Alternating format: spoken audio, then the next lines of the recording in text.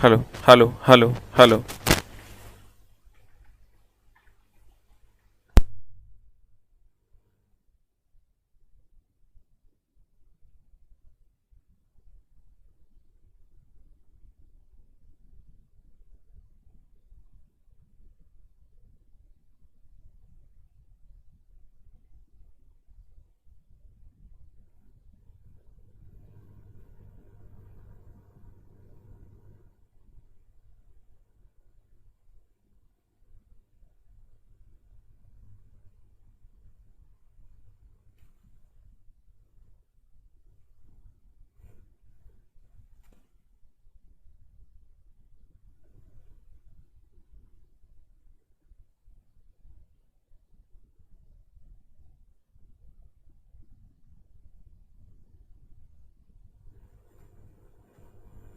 Hello hello hello hello hello hello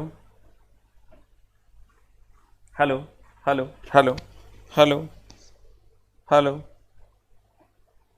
hello.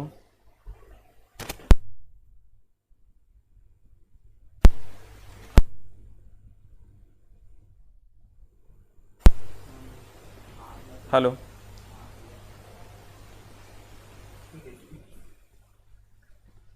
सबको मेरा नमस्कार है सर। संध्या की इस बेला में आपका स्वागत करते हैं। कुछ अच्छे अच्छे प्रश्नों के साथ। कल का क्लास डिस्टर्ब हो गया था, लेकिन मैंने पूरा वीडियो बना के आपको अपलोड कर दिया है। जो लोग नहीं देख पाए होंगे जितना नंबर के बाद, वहां से पूरा वीडियो मैंने एक बना के अपलोड कर दिया। आप वहां से अपने सारे क्वेश्चंस पूरे कर सकते हैं। ठीक है, तो आइए हम लोग सर आज की कक्षा में देखते हैं। क्वेश्चन नंबर 1, टेस्ट नंबर 25 है, सॉरी 26 है, टेस्ट नंबर 26।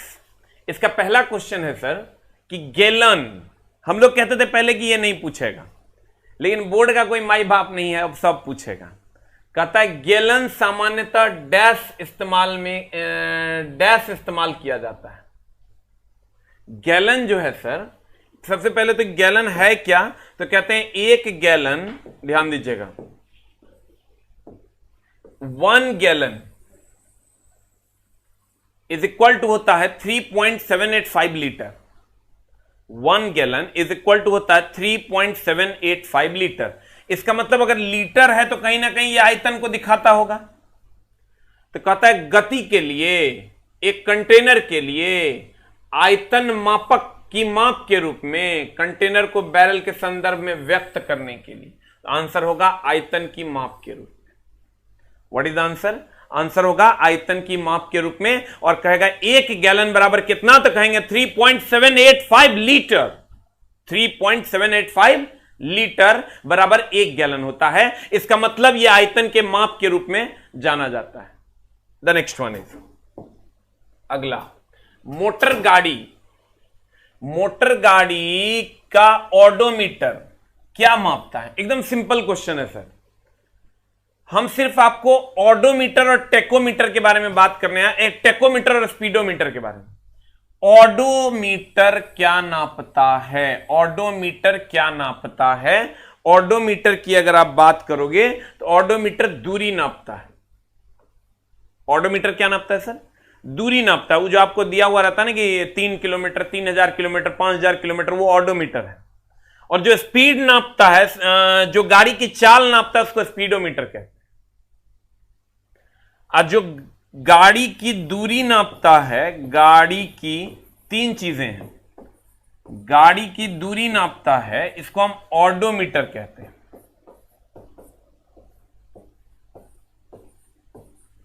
गाड़ी की जो दूरी नापता है उसको हम क्या कहते हैं? ऑडोमीटर।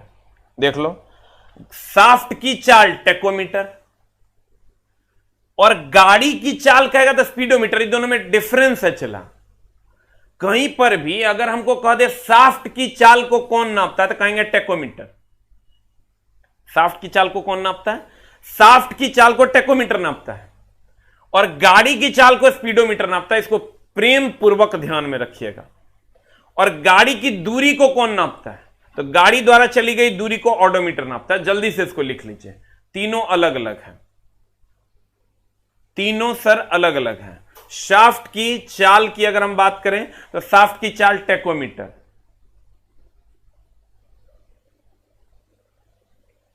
शाफ्ट की चाल को टेकोमीटर, गाड़ी की चाल स्पीडोमीटर, गाड़ी की दूरी ऑडोमीटर। लिख लिए। अब यहां का है ऑडोमीटर, ऑडोमीटर क्या नापेगा सर? दूरी नापेगा। अगर कहेगा गाड़ी की चाल तो चाल कह देंगे हम स्पीडोमीटर। अगर किसी सॉफ्ट की चाल कहेगा तो सॉफ्ट की चाल हो जाएगी टेकोमीटर। गंध ईंधन का कोई मतलब नहीं, ईंधन के लिए हम लोग फ्यूल मीटर लगाते हैं। कहता जब एक दबी हुई स्लिंकी, ये एक नया वर्ड है, हमेशा हम बच्चों को ये क्वेश्चन ला के बता देते हैं ताकि बच्चा कंफ्यूज नहीं हो। स्लिंकी, रोलर कोस्टर, ये सब खूब पूछ रहा है। स्लिंकी, रोलर कोस्टर, ये सब खूब पूछ रहा है सर। स्लिंकी क्या है और रोलर कोस्टर क्या है? आपको कभी रोलर कोस्टर का भी क्वेश्चन हम ला के दे देंगे। कहता जब एक दबी स्लिंकी यानी स्प्रिंग को छोड़ा जाता है तो वह स्थितिज ऊर्जा को बदलता है। देखिए स्लिंकी है, आप लोग बचपन में ऐसे ऐसे करके खेले हों, खेले हैं सर? ये जो इसी को बचपन में नहीं देखते हैं, चूड़ी लेके जो हम लोग ऐसे ऐसे खेलते हैं, उसी को हम स्लिंकी कहते हैं। तो क्वेश्चन कह रहा है जब एक दबी स्लिंकी, इस स्लिंकी है इसको हम दबाए हुए हैं, स्प्रिंग को छोड़ा जाता है, ये दबा हुआ है, इसको छोड़ेंगे तो तेजी से गति करेगा। सर अगर स्लिंकी है उसको हम ऐसे दबा दिए तो दबा के छोड़ेंगे तेजी से भागेगा। तो दबाए तो उसका हाइट घटा जिसके कारण उसमें स्थितिज ऊर्जा है, और छोड़े तो गति हुआ, दैट इज गतिज ऊर्जा। तो सर अब बताइए आंसर क्या होगा? What is the answer of 3? कहते हैं आंसर हो जाएगा गतिज ऊर्जा। इसको सर आप ऐसे दबा दीजिए और दबा के जैसे छोड़िएगा इसमें गति आ जाएगा, गतिज ऊर्जा। लेकिन जब दबाइएगा तो हाइट देखिए, एगो चीज का और ध्यान रखिएगा, स्थितिज ऊर्जा, ध्यान दीजिएगा स्थितिज ऊर्जा। अब हम सोचें बढ़िया से हैंडराइटिंग बना बना के लिखेंगे एकदम प्रेम पूर्वक। स्थितिज ऊर्जा का फॉर्मूला होता है mgh।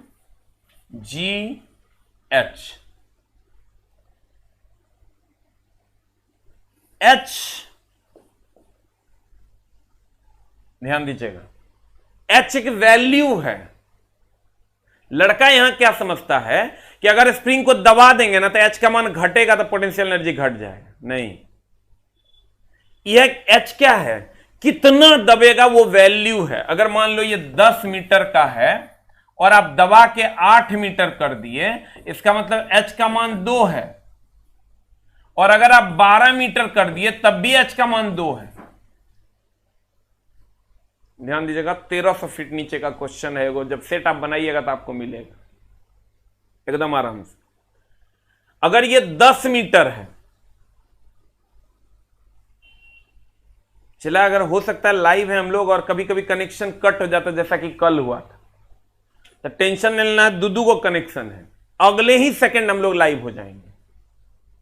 अगले 5 से 10 सेकंड में फिर से हम लोग लाइव आ जाएंगे, ठीक है? या हो सकता है 30 सेकंड लग जाए, उससे ज्यादा नहीं लगना है। 1 मिनट के अंदर हम लोग फिर से लाइव आ जाएंगे, टेंशन लेने की जरूरत नहीं है। चला ये चूंकि नेट है किसी के बस की बात नहीं है। हमने क्या कहा, देखिए ये डेप्थ जो है ना, चला हम 4 साल पढ़ा लिए तब हमरा बुझाया था ये मामला क्या है। लड़का ये समझता है कि अगर 20 मीटर का है और ये, ध्यान दीजिएगा, चलिए हम यहां नहीं बात करते हैं, यहां बात कर लेते हैं एकदम आराम से। अगर मान लीजिए ये 20 मीटर का है, ये नॉर्मल कंडीशन है किसी भी स्प्रिंग का। अब ये 20 मीटर से हो गया 22 मीटर, h का मान हो गया भाई मेरे 2 मीटर। और अगर ये 20 मीटर से हो गया 18 मीटर, तो h का मान हो गया फिर भी 2 मीटर। h का मान हमको उतने मिलेगा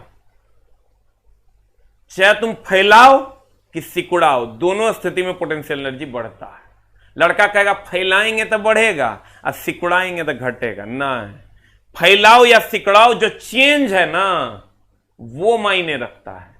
तो यहां क्वेश्चन कह रहा है कि भैया स्लिंकी को छोड़ा जाता है, तो स्लिंकी को कहता है एक दबी स्लिंकी, दबा हुआ स्लिंकी, उसको छोड़ दिए, तो दबा हुआ है तो उसने सर दबाए तो एच का मान को घटाए, लेकिन एच का मान कुछ ना कुछ वैल्यू हुआ जिसके कारण उसमें पोटेंशियल एनर्जी स्टोर हुआ। मान लो 20 का था हम 18 कर दिए, तो 2 मीटर हम घटा दिए, और घटाने के बाद उसमें 2 मीटर यानी एच का मान 2 मीटर हो गया, यहां का एच का मान 2 मीटर रखेंगे, पोटेंशियल एनर्जी निकलेगा, और ऐसे दबा के छोड़ देंगे, दबा के छोड़ेंगे, जैसे दबाए पोटेंशियल एनर्जी बाद छोड़ेंगे करके भागेगा, काइनेटिक एनर्जी आ गया, क्योंकि गति में होगा तो गति ऊर्जा, अगर किसी की स्थिति बदलेगी तो स्थिति ऊर्जा, तो दबाए तो हम स्थिति बदली, स्थिति ऊर्जा, और छोड़े तो गति हो गई तो गति ऊर्जा। किसी की स्थिति में परिवर्तन हो तो स्थिति ऊर्जा, किसी की गति में परिवर्तन हो तो गति ऊर्जा। क्लियर? अब बताइए आंसर क्या हो जाएगा। स्लिंकी को छोड़ा जाता है तो वह स्थिति ऊर्जा को बदलता है गति ऊर्जा में। खाली कहता जब एक स्लिंकी को दबाया जाता है तो उसमें कौन सी ऊर्जा होगी, तो कहेंगे स्थिति ऊर्जा। कहेगा स्थिति ऊर्जा बढ़ेगी कि घटेगी, तो कहेंगे बढ़ेगी। ध्यान देना, हम इसको लिख देते हैं। क्या लिखते हैं, चला लिखते हैं, जब स्लिंकी मतलब स्प्रिंग को दबाया जाता है, ये क्वेश्चन तुमको मिलेगा सेट में, या दबाया जाता है, यहां लड़का कहता है स्थिति ऊर्जा घट जाएगी, नहीं, तो स्थितिज ऊर्जा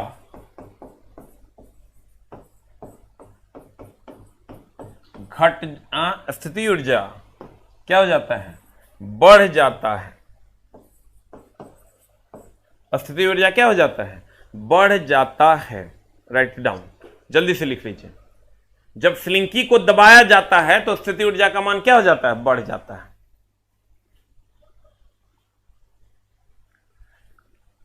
हो गया?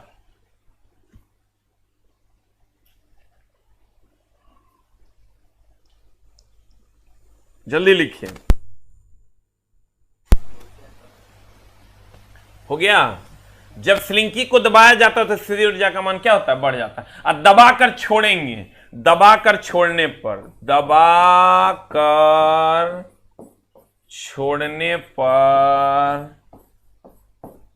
की होगा, स्थितिज ऊर्जा जो है एक गतिज ऊर्जा में बदल जाएगा। स्थिति ऊर्जा किसमें बदल जाएगा, गति ऊर्जा में बदल जाएगा। द नेक्स्ट वन इज, कहता है, ध्यान दीजिएगा, एक खींचे हुए धनुष से तीर छोड़ते समय धनुष की स्थितिज ऊर्जा किसमें बदलेगी। सेम क्वेश्चन है, स्लिंकी को दबाए और दबाकर छोड़े तो उसमें गति हो गया। इसी को बोर्ड ने दूसरे तरीके से पूछा है। अब हम क्या बोले थे, दबाएंगे या खींचेंगे, दोनों स्थिति में उसमें स्थिति ऊर्जा होगा, क्योंकि उसकी स्थिति बदल रही है ना। चला एकदम आराम से। अभी हम लाइव हैं, हो सकता है कभी कभी कनेक्शन कट हो जाता है, दूसरा कनेक्शन घुसाने में 30 से 40 सेकंड लगता है, उतना देर तक बर्दाश्त करना है, ठीक है। हो सकता है वो वाला की कट जाए तो फिर से लाइव तुमको अगर रिफ्रेश मारोगे दिखाने लगेगा। अगर हम इस स्लिंकी को दबा रहे थे तब भी उसमें स्थिति ऊर्जा था, अब धनुष को खींच रहे हैं तब भी इसमें स्थिति ऊर्जा है, और जब छोड़ दिए तो वही बात है, स्प्रिंगे वाला ना मामला हुआ, तो छोड़ दिए तो स्थिति ऊर्जा था, छोड़े गति ऊर्जा हो गया। तो कहते हैं एक खींचे हुए धनुष से तीर छोड़ते समय धनुष की स्थिति ऊर्जा, वहां कह रहा था एक स्लिंकी को दबाने से स्लिंकी की स्थिति ऊर्जा किसमें बदल जाती है, तो कहेंगे गति ऊर्जा में बदल जाती है। तीर चला, खींचो कि दबाओ स्थिति ऊर्जा होगा, और छोड़ोगे तो गति ऊर्जा होगा, काहे कि धड़फड़ा आएगा। उम्मीद करते हैं ये सेटिंग मेरा आपको पसंद आया होगा, और ये दोनों क्वेश्चन आप जाके देख लीजिएगा सर, एक एनटीपीसी और एक ग्रुप डी में पूछा है। You will get the answer. The next one is, अगला, एक संपीड़ित स्प्रिंग में सामान्य स्प्रिंग की तुलना में, देखो संपीड़ित स्प्रिंग में ये संपीड़ित स्प्रिंग है सामान्य स्प्रिंग की तुलना में। चला रे चला, ग्रुप डी है ये, देख रहा है ना। हम बोले थे खींचेंगे या दबाएंगे स्थिति ऊर्जा का मान बढ़ेगा। तुम कह रहे मास्टर हम बुझ नहीं रहे तभी से तुम ये बात को कर रहा है। हम तरह बताती है, देखो एगो नया जुगाड़ से बताएंगे तब तुम समझेगा। चला सोना हमर भाई है हमर, तोरा लिए चला भर दिन मेहनत करते हैं। देखो तोरा लगता होगा अभी 350 से 400 पेज के बीच में किताब जाना है, क्योंकि सब कुछ उसमें है। प्रीवियस ईयर के लिए दूसरा किताब नहीं लेना है, थ्योरी प्रैक्टिस के लिए दूसरा किताब नहीं लेना है, न्यूमेरिकल प्रैक्टिस के लिए दूसरा किताब नहीं लेना है, थ्योरी के लिए दूसरा किताब नहीं लेना है, एग्जाम में आने वाले क्वेश्चन के लिए भी दूसरा किताब नहीं लेना है, फॉर्मूला के लिए भी दूसरा किताब नहीं लेना है, विविध के लिए भी दूसरा किताब नहीं लेना है, सबके लिए एक किताब रहेगा। ठीक है, भर दिन किताब पे काम करते हैं। तुम अगर देखोगे ना तो तुमको पता चलेगा ये किताब का देखो कैसे काम होता है। ये हम मेरे प्यारे प्यारे हाथों से किए हैं, एक एक लाइन को अरेंज कर दिए हैं, कौन लाइन कहां रहेगा कहां से हटेगा तो बच्चा को समझ में आएगा, कहां जाएगा, किस लाइन कौन लाइन बकवास है, किसको हटा देना है किसको छोड़ देना। तुम तो खाली पूछता कि मास्टर साहब किताब आएगा कहिया, तो किताब आएगा कहिया चला तो 2 दिन और 2 दिन में हम तेरा डेट बता देंगे। ठीक ना। अब देखो हम कहां थे, चला पोटेंशियल एनर्जी, और तब न्यूमेरिकल का सारा मटेरियल बनाते हैं, तब अगला दिन क्लास लेते हैं, फिर तुम लोग का मटेरियल बनाते हैं। तो ये समझ चला कि अगर तू अपने मम्मी पापा के लिए पढ़ रहा तो कहीं ना कहीं मैं भी तेरे लिए पढ़ रहा हूं, प्रिपेयर करता हूं कि क्या तुमको देंगे तुमको लाभ हो। लेकिन तैयो तू कहेगा सर हे सर हो potential energy is equal to mgh, जो गुड़ ज्ञान हम तेरा दे रहे हैं। चला 3-4 साल हमरा लग गया सीखने में, हमरो लगता था खींचेंगे तो बढ़ेगा, पूरा इंजीनियरिंग कर लिए, बीटेक उटेक सब कंप्लीट, हम कहते थे खींचेंगे तो बढ़ेगा दबाएंगे तो घटेगा ना। Potential energy is equal to mgh। Equation में हम टाइम लेंगे। चला अगर मान लो 20 मीटर तुम्हारा सामान्य है ना, चला अब तुम 20 से 18 कर दो, h का मान हो गया 2 मीटर। अब तुम 20 मीटर से और दबाओ इसको 16 मीटर कर दो, h का मान चला हो गया 4 मीटर। तो तुम देख लो h ये बढ़ेगा तो ये बढ़ जाएगा। तो देखो दबाव 20 को 18 किए, थोड़ा दबाए, 20 को और दबा के 16 कर दिए तो h का मान 4 ना हो गया। तो जितना ज्यादा दबा रहे हैं h का मान उतना ज्यादा बढ़ रहा है, h का मान जितना ज्यादा बढ़ेगा पोटेंशियल एनर्जी उतना ज्यादा बढ़ेगा। इसका मतलब जितना ज्यादा दबाएंगे, अगर तुम एक्सपेंड भी करना चाहता है, ये तो दबाने का बात हो गया, दबाना। अगर तुम फैलाना चाहते हो तो देखो 20 मीटर को 22 मीटर कर दो, तब भी h का मान 2। अब 20 मीटर को 24 मीटर कर दो, तब भी h का मान 4। तो h का मान जो है चला ये बढ़ रहा है। देखो फैला रहे हैं तब भी बढ़ रहा है, और सिकुड़ा रहे हैं तब भी बढ़ रहा है। इसका मतलब एक लाइन तुम कहेगा मास्टर इतना गोगो गोगो हमरा नहीं समझ में आएगी, एक लाइन स्प्रिंग को फैलाए कि सिकुड़ाए, h का मान बढ़ेगा, पोटेंशियल एनर्जी बढ़ जाए। धनुष को खींचे कि लुढ़काए कि हई करेगे, दबाए कि फैलाए, दोनों स्थिति में स्थिति ऊर्जा बढ़ेगा। और ये तुम्हारा बहुत बड़ा डाउट है चला, इसलिए इसको एकदम ध्यान में रखना। एक संपीड़ित स्प्रिंग में सामान्य स्प्रिंग की तुलना में संपीड़ित कर दिया ना, अधिक ऊर्जा होती है कि कम ऊर्जा होती है। संपीड़ित किया है ना चला तो ऊर्जा अधिक होगा, फैलाएगा तब भी ऊर्जा अधिक होगा, दोनों केसेस में। द नेक्स्ट वन इज ये सामान्य स्प्रिंग है, इसको हमने फैला दिया, इसको दबा देंगे सिकुड़ जाएगा। द नेक्स्ट वन इज किसी वस्तु के द्रव्यमान का मापन, हाय अल्लाह ला ला ला ला ला ला। अब एक काट के नहीं लगा देना। देखो एसके झा क्लास में कैसे गाना गाता है, हे काट के जो लगा रहा है ना, हमरा बहुत गुस्सा आता है। एगो बात बताओ, हम लोग आपस में बहुत बात करते हैं, अगर ये मतलब ये गुरु और चेला के बीच में चलते रहता है, अगर ये मतलब थोड़े है कि काट के देखो एसके झा ने क्या कहा, एसके झा फनी मोमेंट्स। अरे दानव ये जे कर रहा है ये बहुत गलत बात। बढ़िया बढ़िया चीज सब लगाओ ना, लगाएगा एसके झा ने शादी क्यों किया, 86,000 व्यू। क्यों नहीं किया, सॉरी क्यों किया नहीं, क्यों नहीं किया, व्यू होकर देखेगा ना 90-92,000 व्यू चल गया है।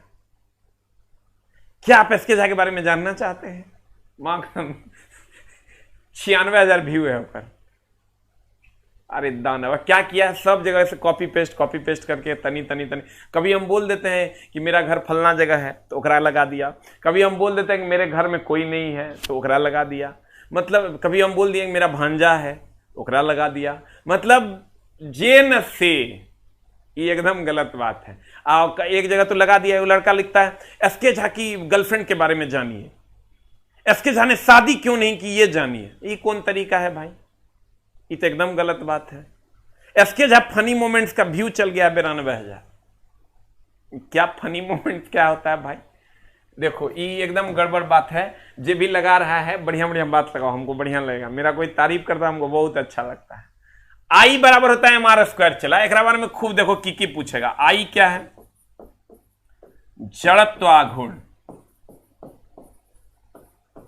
Moment of inertia. एम क्या है? इंग्लिश वाले भाई साहब लोग जो भी बंगाल वगैरह से हैं, उड़ीसा वगैरह से हैं, टेंशन नहीं लेना है, बहुत जल्द हम थोड़ा सा बुक से निकल जाते हैं। उसके बाद आप लोगों के लिए सर हम best of the best Hindi English दोनों, कहीं कहीं वर्ड का जहां जहां दिक्कत होगा इंग्लिश करने की कोशिश करेंगे। आई जड़त्व आघूर्ण है, एम द्रव्यमान है, आर दूरी है। तुमको क्या क्या कहेगा? कहेगा जड़त्व आघूर्ण किस पर निर्भर करता है? कहेंगे द्रव्यमान पर। नहीं रहेगा तो त्रिज्या पर, अधिकतर द्रव्यमान रहता है। उसके बाद कहेगा कि द्रव्यमान का मापन किसके द्वारा होता है? जड़त्व के द्वारा। जड़त्व किस पर निर्भर करता है? द्रव्यमान। इतने पूछवे करता है। अब बताओ आंसर क्या होगा? किसी वस्तु का द्रव्यमान का मापन किसके द्वारा? जड़त्व के द्वारा। क्यों? क्योंकि जड़त्व बराबर होता है द्रव्यमान गुणा त्रिज्या का स्क्वायर, और बाद बाकी कहीं पर भी द्रव्यमान का उपयोग नहीं है। तुम कहोगे मास्टर कैसे? चला हमारे क्लास अगर करने आता है ना तो एकदम पेशेंस रख के करना। हम बल के समय मतलब न्यूटन पढ़ा के 20 को क्वेश्चन नहीं पुराते हैं। त्वरण बराबर होता है वेग बटा समय। तो देखो ये द्रव्यमान का मापन नहीं किया। संवेग बराबर होता है द्रव्यमान गुना वेग, द्रव्यमान गुना वेग। ई होता है चला द्रव्यमान, संवेग बराबर द्रव्यमान गुना वेग, शॉर्टे में लिख देते हैं एम इंटू भी। ई आओगे चला तो त्वरण बराबर वेग बटा समय, और जड़त्व आघूर्ण बराबर आओगे तो एम इंटू आर स्क्वायर। गति बराबर ले लोगे तो गति बराबर दूरी दूरी दूरी दूरी या गुना समय। तो देखो तो कहता है किस वस्तु का द्रव्यमान का मापन, एक के जगह द्रव्यमान है, ये है जड़त्व में, तो आंसर। बाद में कहीं द्रव्यमान है ये नहीं है। You will get the answer. बहुत बारी पंजाब वाले भाई साहब कॉल किए, एक बार देखो तो क्या कह रहे हैं। लिख लिए? द नेक्स्ट वन इज, अगला, समय के साथ किसी वस्तु का वेग दिखाने वाले ग्राफ को कहते हैं। समय के साथ किसी वस्तु का वेग दिखाना है, ध्यान देना चला। समय के साथ किसी वस्तु का क्या दिखाना है? वेग दिखाना है। ये एकदम सिंपल है। समय के साथ किसी वस्तु का वेग दिखाने के लिए, अब देखो हम लोग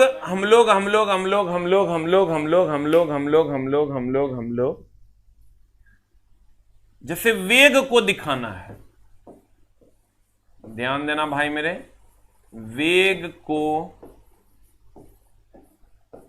दिखाना है तो ग्राफ क्या क्या हो सकता है। तो ग्राफ क्या क्या हो सकता है उसके लिए तुमको यह देखना होगा उसका सूत्र क्या क्या हो सकता है। देखो हम लिख देते हैं, ग्राफ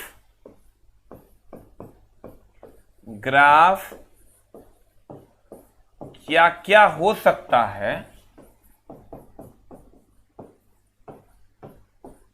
तो और ग्रुप डी के क्वेश्चन है, ग्राफ क्या क्या हो सकता है के लिए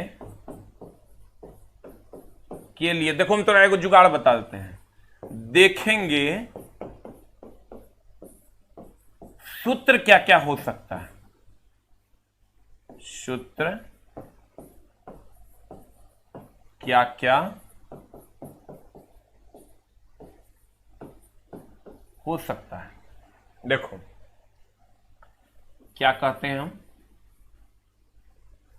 कि ग्राफ क्या क्या हो सकता है के लिए हम देखेंगे सूत्र क्या क्या हो सकता है। ये एकदम सिंपल है, हम थोड़ा बता देते हैं। देखो कभी एक को क्वेश्चन बाहर नहीं जाएगा, पहले इसको लिख लो। ग्राफ क्या क्या हो सकता है के लिए देखेंगे कि सूत्र क्या क्या हो सकता है। लिखा भाई हमर सोना हमर, लिख लिया। ग्राफ वेग को दिखाना है तो ग्राफ क्या क्या हो सकता है के लिए हम पहले लिखो, फिर हम बतियाते हैं। के लिए देखेंगे सूत्र क्या क्या हो सकता है। अब देखो, अब इसको हम ले लेते हैं। अब हमको यह दिखाना है भाई मेरे कि वेग को दिखाना है, तो कहता है वस्तु का वेग दिखाने के लिए तो वेग का सूत्र बताओ क्या क्या हो सकता है, कहां कहां रिलेशन है। वेग की अगर हम बात करें, चला तो वेग की अगर हम बात करें तो तुमको पता है कि वेग बराबर होता है विस्थापन बटा समय। कहां कहां देखो सूत्र में इन्वॉल्व है वेग, या हो सकता है त्वरण, त्वरण बराबर होता है वेग बटा समय।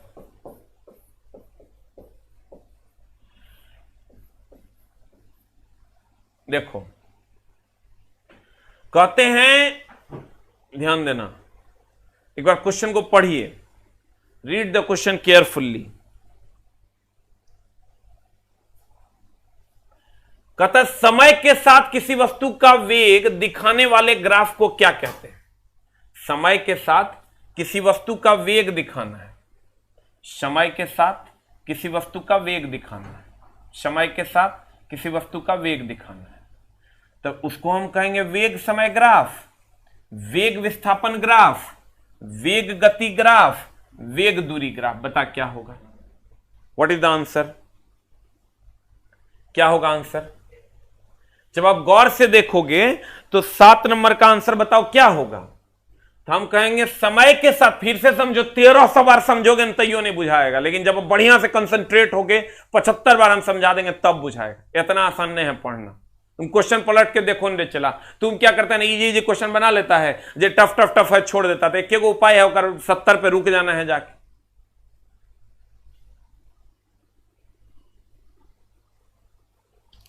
कहते हैं वेग समय ग्राफ जो है, वस्तु का वेग कौन दिखाएगा, वेग समय ग्राफ या त्वरण समय ग्राफ।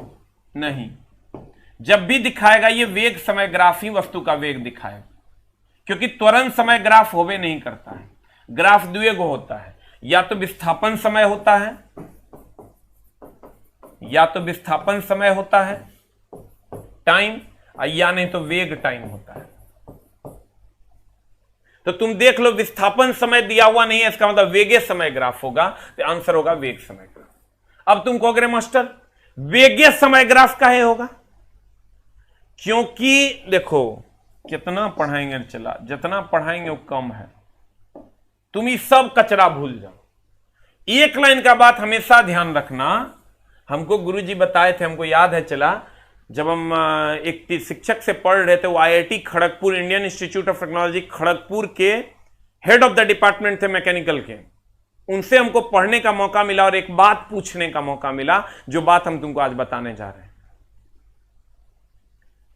वो कहते थे कि ये समय जो है ना, तुम एक चीज कभी गौर से देखना, समय को हमेशा एक्स अक्ष पर रखा जाता है, हमेशा।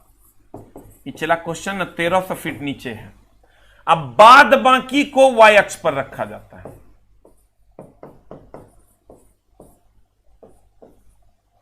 क्यों समय को एक्स अक्ष पर रखा जाता है? उन्होंने कहा था कि ये रूल है कि इंडिपेंडेंट यानी स्वतंत्र राशि को, स्वतंत्र को एक्स अक्ष पर रखते हैं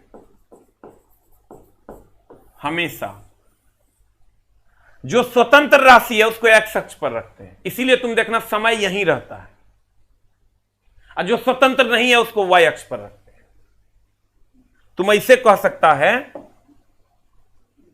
चला हम तो पढ़ाने लगते हैं तो ये क्वेश्चन पे तोरा 2 घंटा पढ़ना पड़ेगा।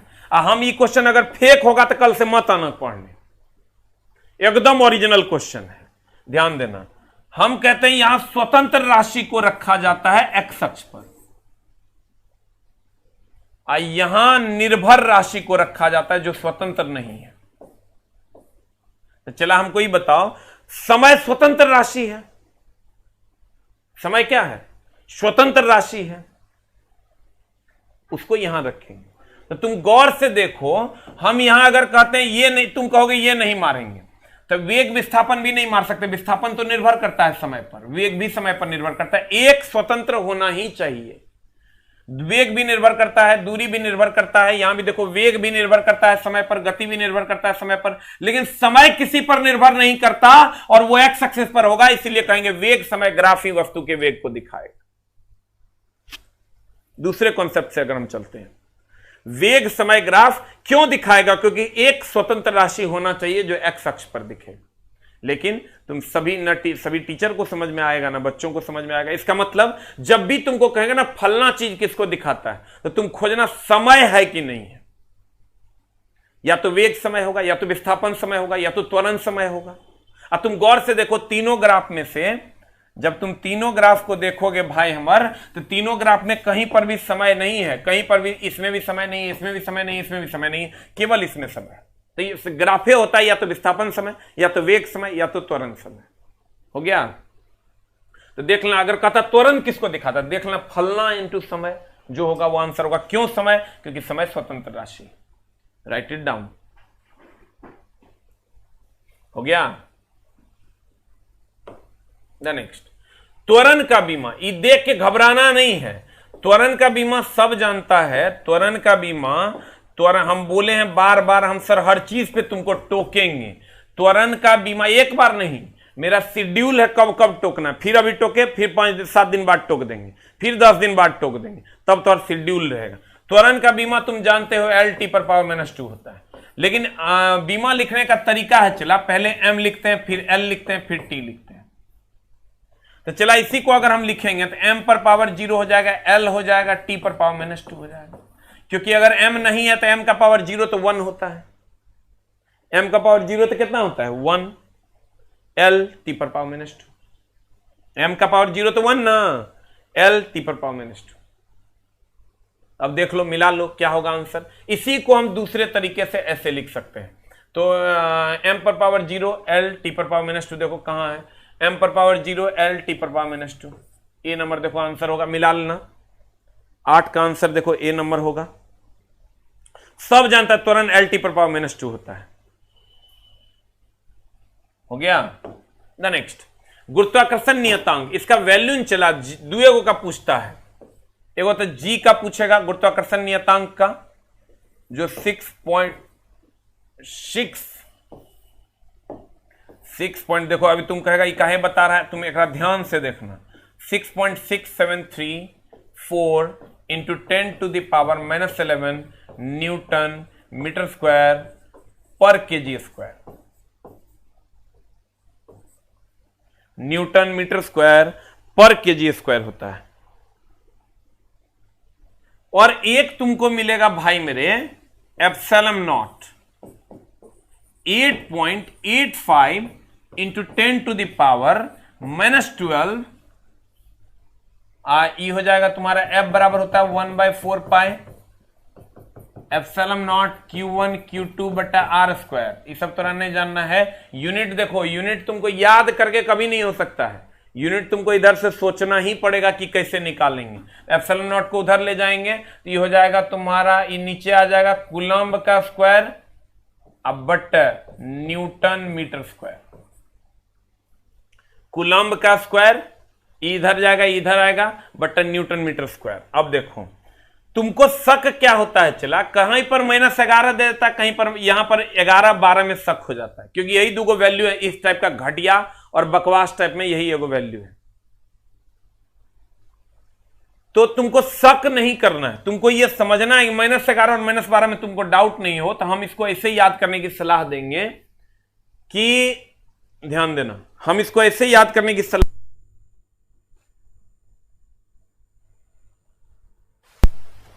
हम तुमको ऐसे याद करने की सलाह देंगे कि पहले हम लोग ग्रेविटेशन चैप्टर पढ़ते हैं तो 11 होगा, पहले 11 होता है। अब बाद में हम लोग करंट चैप्टर पढ़ते हैं तो बाद में 12 होता है। ये 11-12 में मत कंफ्यूज आना, ना तो बड़ा गड़बड़ हो जाएगा।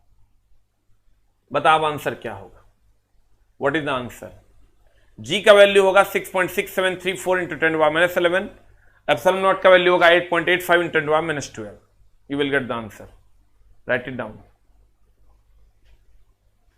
जल्दी से लिख लो। राइट इट डाउन चला, और इसको एकदम आराम से प्यार और मोहब्बत से मारना, ना तो मामला गड़बड़ हो जाएगा। 6.6734 इंटू 10⁻11।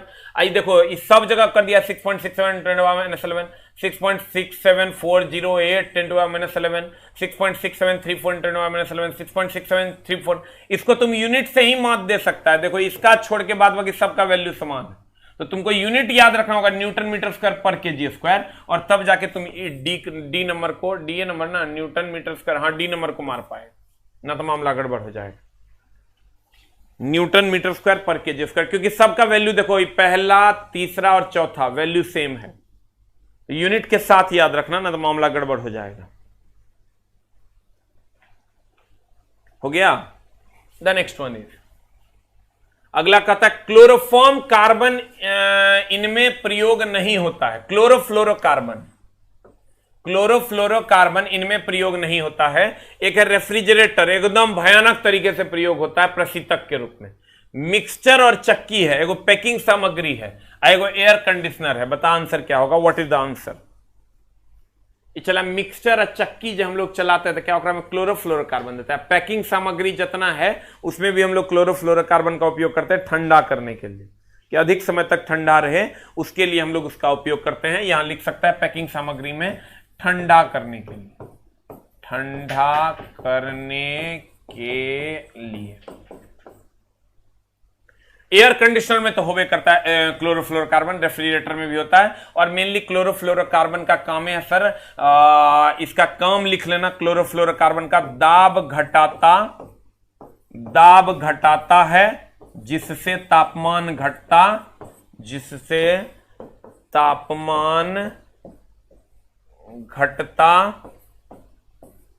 तापमान क्या होता? घटता। यही तो काम होता है रेफ्रिजरेटर वगैरह में, क्या होता है? तापमान को ना घटाता है, दाब घटाता जिससे तापमान घटता है।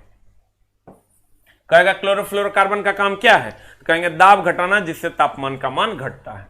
पैकिंग सामग्री में क्या करने के लिए? क्लोरोफ्लोरोकार्बन ठंडा करने के लिए। और सीएफसी के कारण ही ओजोन परत का नाश हो रहा है, तो खूब जानता होगा तुम, के कारण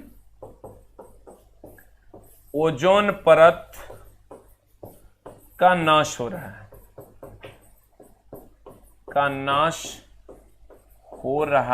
है। क्लोरोफ्लोरोकार्बन के कारण ही ओजोन परत का क्या हो रहा है? नाश हो रहा है।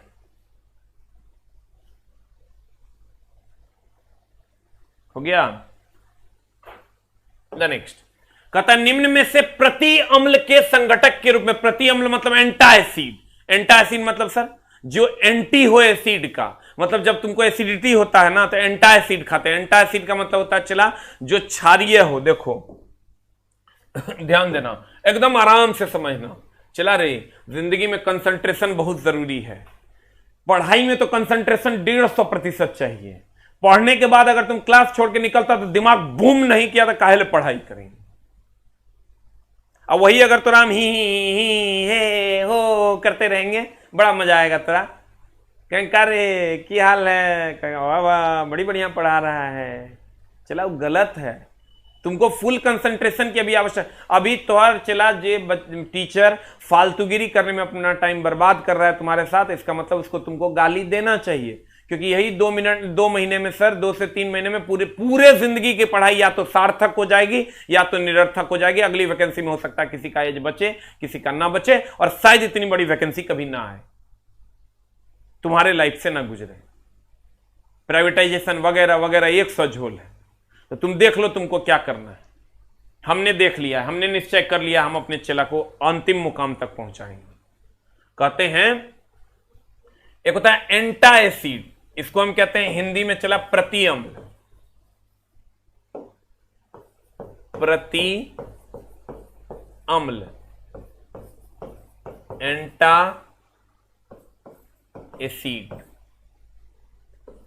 ईसर क्षारीय होता है, नाम है क्षारीय होता। तो जब ये आप खाना खाते हो और आपके पेट में सर, आपके पेट में एसिडिटी होती है, ये मान लो सर आप हो, ये एसिडिटी होती है, तो हम लोग सर क्या खाते हैं? क्षारीय होता है, प्रति अम्ल, यानी प्रति अम्ल खा लेते हैं, मतलब जो अम्ल का विरोध करें, प्रति अम्ल यानी क्षार खा लेते हैं। तो ये जो अम्ल है ना, एसिडिटी जो होती है, तो ये प्रति अम्ल खाने के बाद यानी क्षार खाने के बाद ये अम्ल क्षार से अभिक्रिया करते हैं। जो गोली खाते हैं, ये क्षार खा रहे हैं, मतलब क्या खा रहे हैं? गोली खा रहे हैं। ये अम्ल क्षार से अभिक्रिया करता है और इसको लवण प्लस जल में बदल देता है। यानी प्रति अम्ल एंटा एसिड का काम है अम्ल से अभिक्रिया करना, क्योंकि ये खुद क्षार है। ये क्षार, ये जो गोली हम लोग खाते हैं, ये क्षार है और ये अम्ल से अभिक्रिया करता है और लवण और जल का निर्माण करता है। एसिडिटी खत्म, यानी एसिडे खत्म। कहेगा तुमको प्रति अम्ल यानी एंटा एसिड क्या है? तो कहेंगे क्षार है। प्रति अम्ल यानी एंटा एसिड क्या है? तो कहेंगे क्षार है। प्रति अम्ल यानी एंटा एसिड क्या है? चला, क्षार है। और ये क्षार जब अम्ल से विक्रिया करता है लवण और जल देता है। अब आ जाओ तुम इधर, लिख लिए होंगे इसको सर एकदम आराम से। आ जाइए इधर। अब कहते हैं निम्न में से प्रति अम्ल संघटक के रूप में किसका प्रयोग किया जाता है? तो प्रति अम्ल का ये लिस्ट है। चला, some drugs used in antacids are, एक तो अल्युमिनियम हाइड्रोक्साइड है। चला देखो, JH+ देगा वो अम्ल है, और JOH- देगा वो भाई मेरे क्षार है। हमको तो एंटा एसिड मतलब कहता है प्रति अम्ल, प्रति अम्ल बोले तो क्षार। तो क्षार वो होगा जो OH देगा, यानी हाइड्रोक्साइड कंपाउंड जितना है वो प्रति अम्ल है। नहीं बुझेगा ना तो बोरा में जाएगा। समझना तो तेरा पड़ेगा, हम तेरा समझा देंगे। तो हमारे भाई है, तेरे लिए हम भी पढ़ते हैं, तो तू खुद के लिए नहीं पढ़ सकता। चला, अभी जो मेरा हाइप चल रहा है, जो बच्चे हमको पसंद कर रहे हैं, अगर हम इस बैच का फी बंद कर दें और 100 रुपया महीना कर देना, तो हर महीना कम से कम 50 लाख रुपया है मिनिमम। लेकिन फिर भी हम, ऐसा नहीं है कि ये बैच हमको पढ़ाना है तो नहीं पैसा लेंगे तब पढ़ाएंगे, नहीं। बोले हैं तो तुम्हारे लिए भयानक मेहनत करके आते हैं तुमको पढ़ाने के लिए, लेकिन तेरे अंदर वो हिम्मत ही नहीं है कि वो कंसंट्रेट हो सके। क्या तुमको लगता है जो क्वेश्चन अभी बना रहे हैं अभी समझ में आ जाएगा? नहीं, ये स्टेप बाय स्टेप समझ में आएगा। ऐसा रहता चला जुलूम हो जाता। ये स्टेप बाय स्टेप समझने का चीज है। अभी कुछ समझ में आएगा, फिर आगे यही क्वेश्चन आएगा, तब क्वेश्चन समझ में आएगा, और आगे आएगा तो पूरा क्लियर होगा। लेकिन तुमको तो समझ में ही नहीं आता है। कहते हैं जो प्रति अम्ल है वो क्षार है, और क्षार है मतलब OH-। तो जितना देखो सब हाइड्रोक्साइड कंपाउंड, यानी OH वाला जितना भी हाइड्रोक्साइड हो गया, कार्बोनेट, बाइकार्बोनेट, सब सेलिसिलेट है, हिस्टामाइन है, सीमेंटाइट है, इस सब के सब क्या है? चला, क्षार है, जो एंटा एसिड के रूप में यूज होते हैं। तो तुम गौर से देखो, तुमको यहां पर यह भी दिखाई देगा सोडियम हाइड्रोजन कार्बोनेट, जिसको तुम सोडियम बाइकार्बोनेट के नाम से जानते हो। तुमको मेनली अगर याद करना है कि एंटा एसिड कौन कौन है, तो एंटा एसिड एगो ये याद कर लो, एगो ये याद कर लो। मैग्नीशियम तो जरूर याद करना, मैग्नीशियम हाइड्रोक्साइड। देखो कौन कौन याद करना है, एगो अल्युमिनियम हाइड्रोक्साइड, एगो मैग्नीशियम हाइड्रोक्साइड, एगो सोडियम बाइकार्बोनेट, इतना तुम, एगो कैल्शियम हाइड्रोक्साइड। जितना हाइड्रोक्साइड है सब एगो सोडियम बाइकार्बोनेट, इतने याद रखो तो और काम हो जाएगा। जितना हाइड्रोक्साइड है सब, एगो कैल्शियम कार्बोनेट और सोडियम बाइकार्बोनेट। अब देखो कहता है NaHCO3, जिसको हम सोडियम बाइकार्बोनेट कहते हैं, ये एंटा एसिड है क्योंकि ये क्षार है। अब यहां देखो, आग बुझाने में सोडियम बाइकार्बोनेट का चला पूछता है, लिख लो जल्दी से। सोडियम बाइकार्बोनेट आग बुझाने में प्रति अम्ल यानी एंटा एसिड के रूप में, स्किन की दवा के रूप में इसका उपयोग करते हैं। जल्दी जल्दी लिखा, चला एकदम पेशेंस रख के पढ़ना होगा, ना तो मामला गड़बड़ हो जाएगा। तुम देखो ना, अगर ये ओरिजिनल क्वेश्चन नहीं है तो मत आओ कल से पढ़ने। हम तो बार बार बोलते हैं, अब कितना बोले। अगर ये ओरिजिनल क्वेश्चन नहीं है तो पढ़ने आने की जरूरत नहीं है, प्रीवियस ईयर पलट के देख लो। सोडियम हाइड्रोजन कार्बोनेट का काम है आग बुझाने में, प्रति अम्ल के रूप में, स्किन के दवा में। The next, sodium hydrogen carbonate, देखो फिर वही क्वेश्चन आया को गर्म होने में अधिकतर सोडियम हाइड्रोजन कार्बोनेट का क्वेश्चन पूछता है। बताओ आग बुझाने वाला कार्बन डाइऑक्साइड कहां से प्राप्त होता है? कहेंगे सोडियम हाइड्रोजन कार्बोनेट को गर्म करके। ये तुम कहे मास्टर ये काहे पूछेगा, फलना काहे नहीं पूछेगा, चिलना काहे नहीं पूछेगा, ढकेलना काहे नहीं पूछेगा? नहीं पूछेगा। काहे? क्योंकि हम लोग सर फायर एक्सटिंग्विशर में आग बुझाने के लिए CO2 का उपयोग करते हैं, इसीलिए पूछता है CO2 आता कहां से? अरे भाई ये आता है sodium hydrogen carbonate. Sodium hydrogen carbonate को गर्म होने पर निम्न गैस में से कौन सी गैस छूटती है? कहेंगे जब इसको गर्म करते हैं तो सोडियम कार्बोनेट और कार्बन डाइऑक्साइड गैस छूटती है, और इसी से हम लोग आग बुझाते हैं, तो कहेगा carbon dioxide is the answer. जल्दी से रिएक्शन लिख लो, ये पूछबे करेगा, बहुत बार का पूछा हुआ क्वेश्चन है।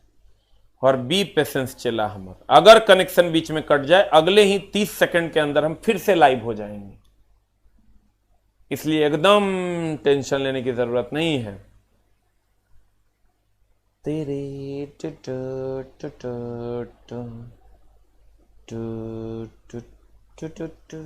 क्वेश्चन सब पढ़ता होगा ना चला, तो थोड़ा लगता होगा ये सब कहाँ है कौन किताब में, लेकिन चला ये सब पूछना है। कहता है MgO, जब ये कह दिया MgO, अब ये ना बताए थे मैग्नीशियम हाइड्रोक्साइड क्या है? मैग्नीशियम हाइड्रोक्साइड लग गया मतलब क्षार है, आंसर। देखो चला, Mg का कंपाउंड, कैल्शियम का कंपाउंड, Mg से बनता है MgOH2, CaOH2, अल्युमिनियम का कंपाउंड NaOH2, इसका जब भी कंपाउंड होगा ना ये क्षारीय होता है, इसका ध्यान रखना। अब तुम कहेगा मास्टर कैसे? तो देखो ऐसे, एकरा से बन जतो MgOH2, एकरा से बन जतो CaOH2, एकरा से बन जतो AlOH2, तो जो OH होता है क्षार ना, H+ होता है तो अम्ल होता है। एकरा से बन जतो NaOH2 या NaOH।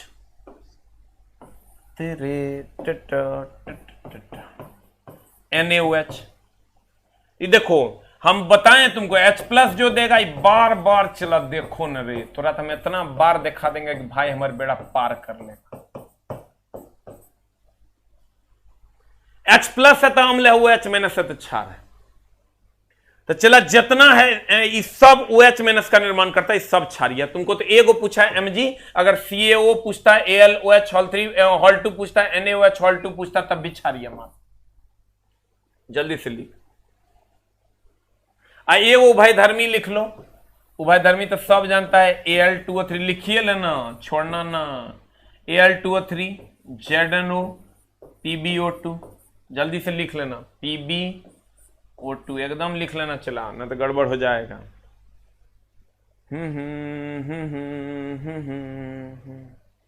मेरा क्लास करना चला इतना आसान नहीं है, थ्योरी अगर है तनियोट हो तबे तोरा हमार क्लास बुझता हो, न तो मामला जतता हो। तब फिर वही 70 मार के घर बैठ जाना है, अब पान दुकान खोल लेना है। लेकिन ऐसा हमारे भाई करेगा नहीं, हमरा पता है। बुक बुक बुक कब आएगा, बुक कब आएगा, बुक कब आएगा।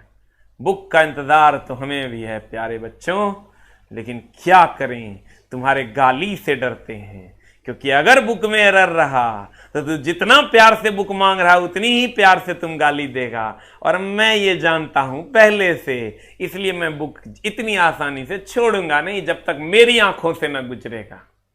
हो गया। द नेक्स्ट वन इज अगला, फिर वही बात। देखो हम क्या करते हैं, चला तू हमारा सेटिंग देख, सेटिंग। मैग्नीशियम के क्वेश्चन लाए तो सीरीज में लाए मैग्नीशियम, सोडियम हाइड्रोजन कार्बोनेट के लाए तो 2 गो लाए, एगो सोडियम हाइड्रोजन कार्बोनेट क्षार है ई ला दिए, आ एगो ला दिए ओकरा गर्म करेंगे CO2 निकलता है। मैग्नीशियम के लाए तो 2 गो क्वेश्चन तुमको देखने को मिलेगा। एक ये क्वेश्चन तुमको देखने को मिलेगा, मैग्नीशियम MgO का विलयन कैसा है, तो MgO हम बोल दिया कि भैया क्षारीय होगा। उसके बाद एक और सटले क्वेश्चन मारेंगे, मैग्नीशियम रिबन एक चमकदार लौ के साथ जलता है, ये मैग्नीशियम रिबन है, देखो कैसा लौ के साथ जलता है। पूछा हुआ क्वेश्चन, नहीं पूछा हुआ होगा तो कल से ना आना। आप कितना बोले, कितना विश्वास दिलाए, कैसा होता है, तो कहेंगे भैया तुम्हारे सामने में जल रहा है, मैग्नीशियम रिबन सफेद होता है। सफेद लौ के साथ जलता है। ये मैग्नीशियम का रिबन है और किस लौ के साथ चलता है? सफेद लौ के साथ चलता है। चित्र देखने से क्या होता है? चला लंबे समय तक याद रहता है। द नेक्स्ट वन इज कार्टी अंग। कौन अंग चला? कार्टी अंग की अगर हम बात करें तो कार्टी अंग की अगर हम बात करें सर, ये लिख लेना, कार्टी अंग यह अंतः कर्ण के, अंतः कर्ण मतलब कान के अंदर, अंतः कर्ण के कोक्लियर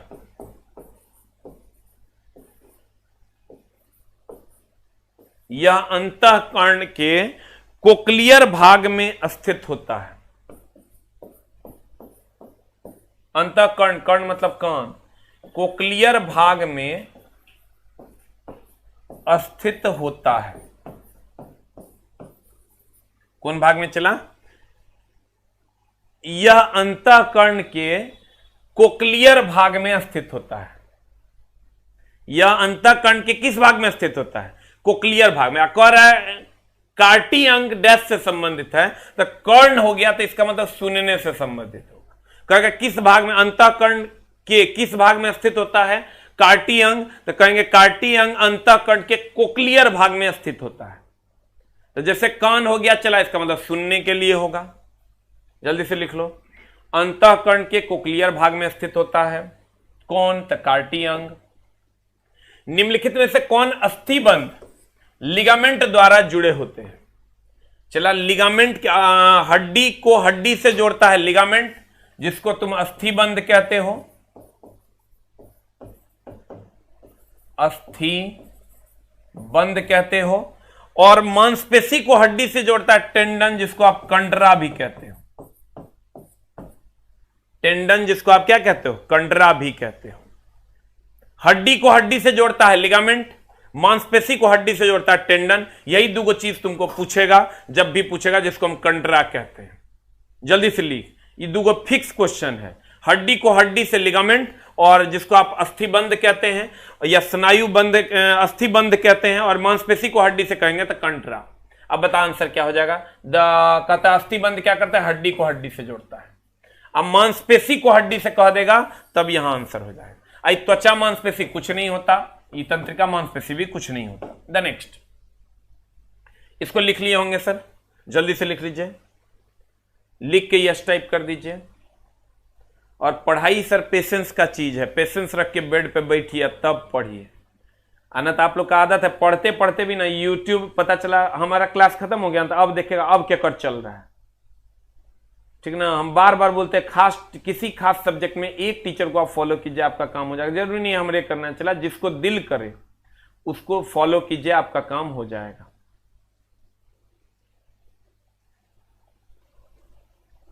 हो गया। द नेक्स्ट वन इज निम्नलिखित में से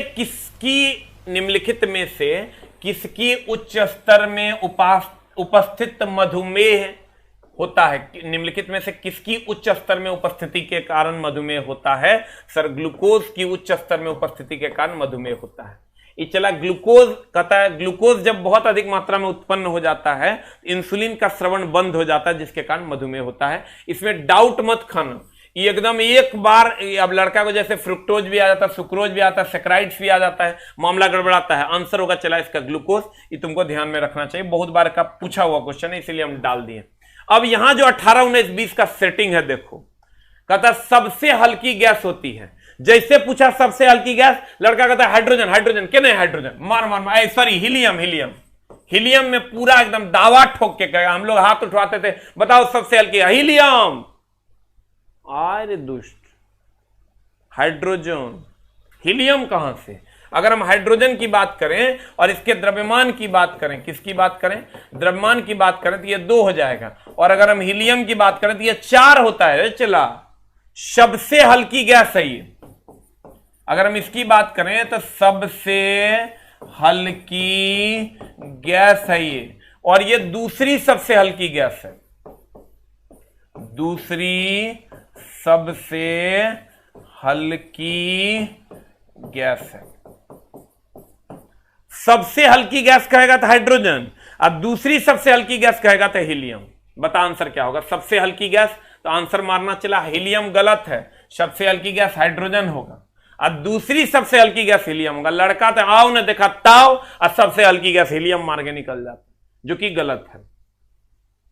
लिख लो जल्दी से, सबसे हल्की गैस हाइड्रोजन और दूसरी सबसे हल्की गैस हीलियम। दूसरी सबसे हल्की गैस कौन? हीलियम। हम अपन सोना सबके कमेंट्स नहीं देख पाते हैं बढ़िया से, इसके लिए तहे दिल से सॉरी है, क्योंकि इतना ना तेजी से कमेंट्स चल रहा है तुम लोग के आशीर्वाद से, लेकिन कुछ कुछ का हम देखते हैं और उस पर कोशिश करते हैं। कुछ कुछ लोगों का ये प्रॉब्लम रहता है कि सर वो कुछ कुछ वर्ड इंग्लिश में भी दो, बस सर इसके बाद जब हम निकलेंगे इस बुक की दुनिया से उसी में चलें। कहता है फुटबॉल में भरा जाता है। चला रे, एक लाइन तू याद रखो, हाइड्रोजन कहीं नहीं भरते। पहले तो ये क्लियर कर लो, हाइड्रोजन कहीं नहीं भरते जब तक प्रश्न ना कहे। प्रश्न कहेगा कुत्ता भर दो तो कुत्ता भर दो, प्रश्न कहेगा बिलाई भर दो तो बिल्ली भर दो, लेकिन जब तक हाइड्रोजन अपने मन से कहीं मत भरना, क्योंकि ये सबसे अधिक ज्वलनशील गैस है, पहला बात। दूसरा, हीलियम जो होता है, अगर हम भार के दृष्टिकोण से बात करें, इसको हम एकदम आराम से, तुमको कभी भी हाइड्रोजन हीलियम नहीं होगा, हीलियम हाइड्रोजन नहीं होगा। अगर हम भार के दृष्टिकोण से बात करें चला, तो हीलियम हल्का होता है और नाइट्रोजन भारी होता है। हाइड्रोजन तो कहीं भरने नहीं है। तो चला, जहां उड़ना है तो हीलियम, उड़ना है तो कौन? हीलियम। एग्जाम्पल ले लो, गुब्बारा,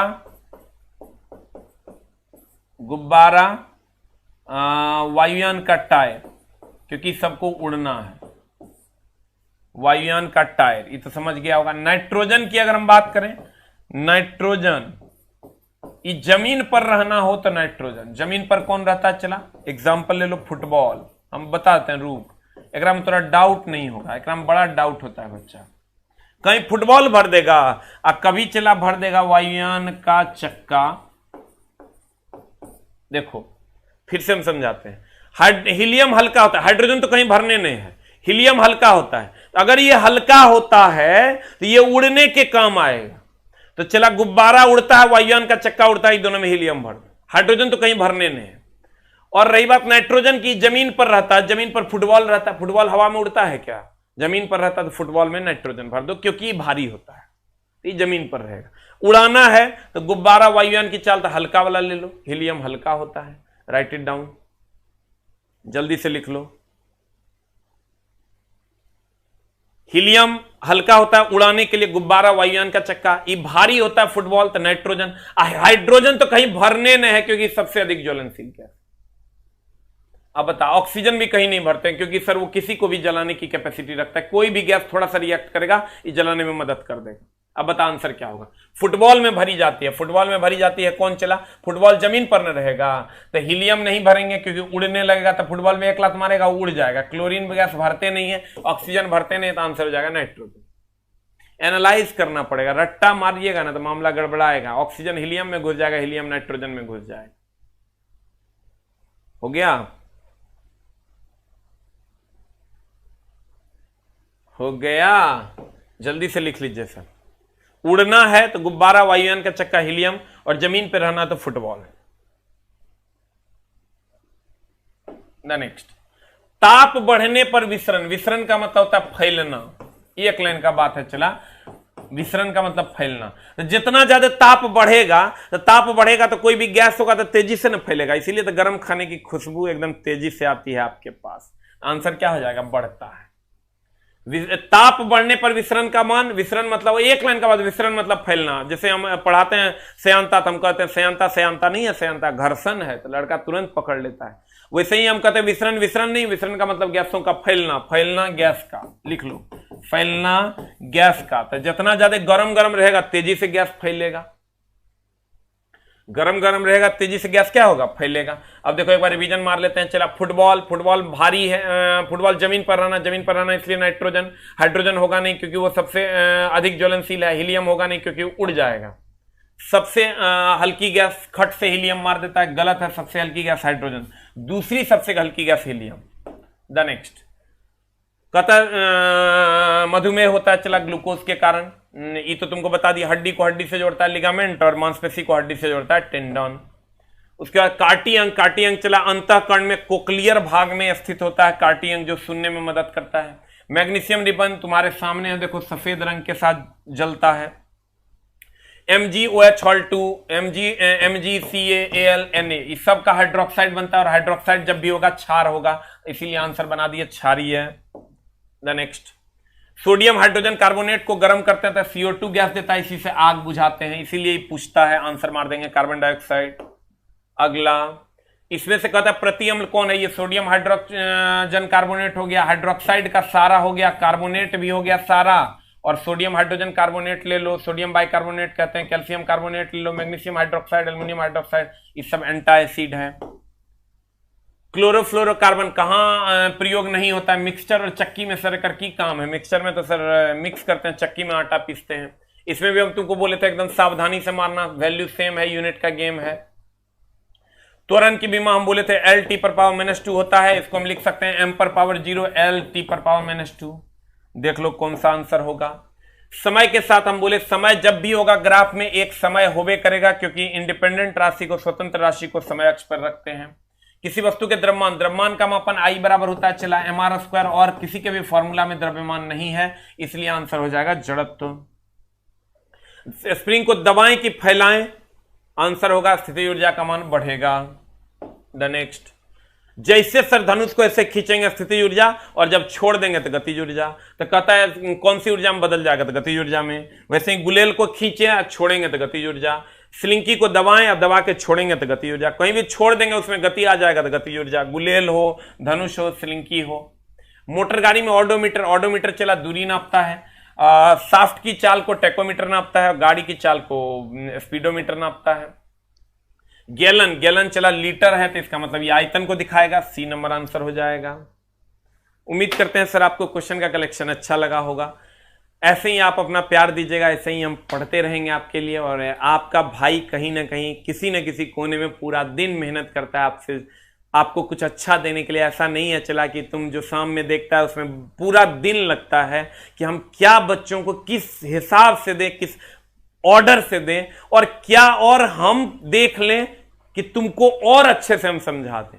एक अच्छा टीचर वही होता है जो अपने प्यारे बच्चों से सीखता है, और एक अच्छा टीचर वही होता है जो हर दिन सीखने की तमन्ना अपने दिल में रखता है।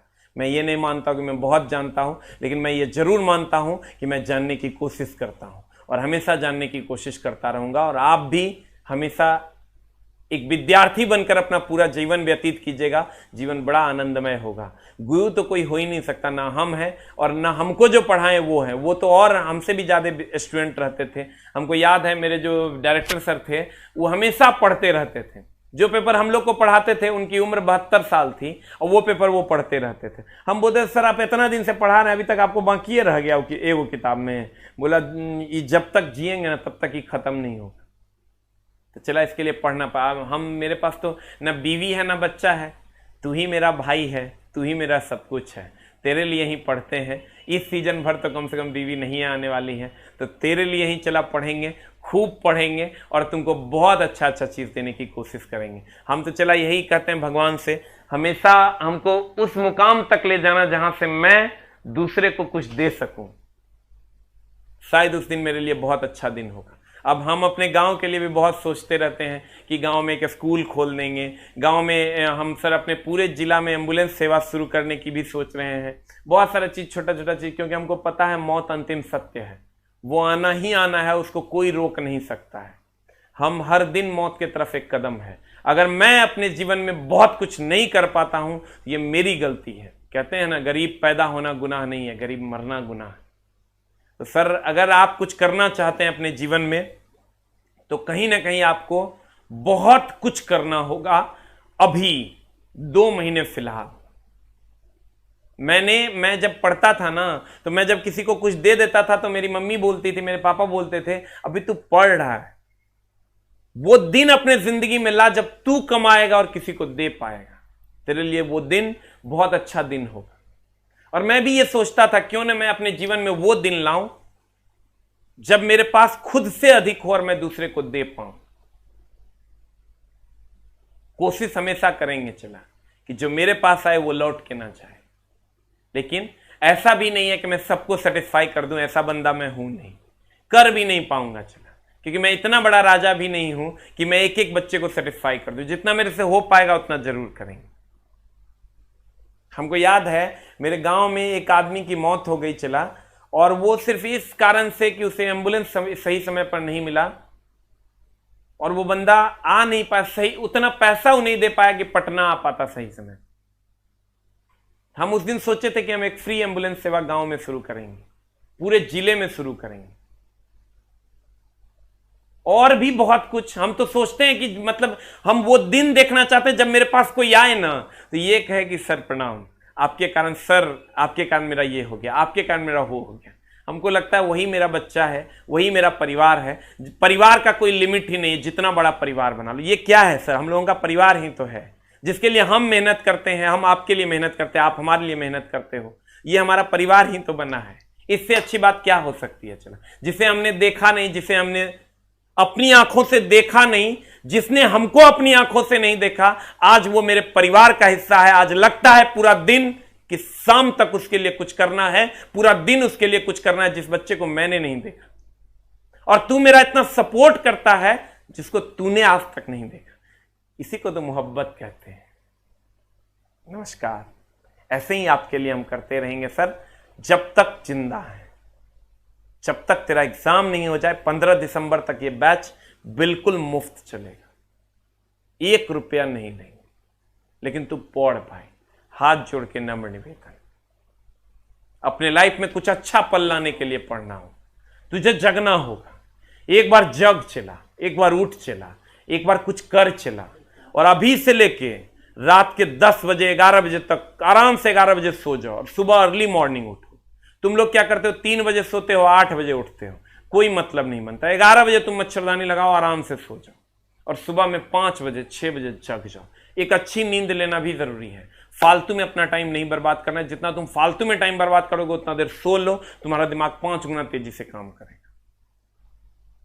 तुम कहोगे लंबा लंबा छोड़ना मास्टर, इसलिए सर नमस्कार, thank you very much, thank you very much, टाटा, बाय बाय।